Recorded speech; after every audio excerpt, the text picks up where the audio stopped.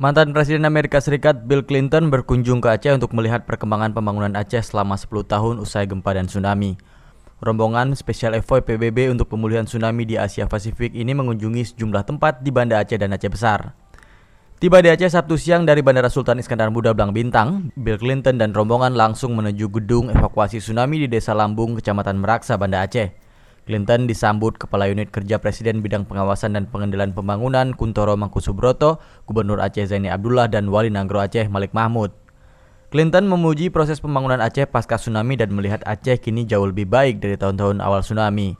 Menurutnya, gempa dan tsunami Aceh telah mempersatukan warga dari berbagai belahan dunia untuk tergerak hati membantu para korban bencana. Selain mengunjungi gedung evakuasi tsunami di Lambung, Banda Aceh, Clinton dan rombongan juga mengunjungi tempat pelelangan ikan di Lok Sedu, Aceh Besar dan juga berziarah ke kuburan masal korban tsunami di Lampu serta berkunjung ke Masjid Lampu. Ini merupakan kunjungan ketiga kalinya mantan Presiden Amerika Serikat itu ke Aceh.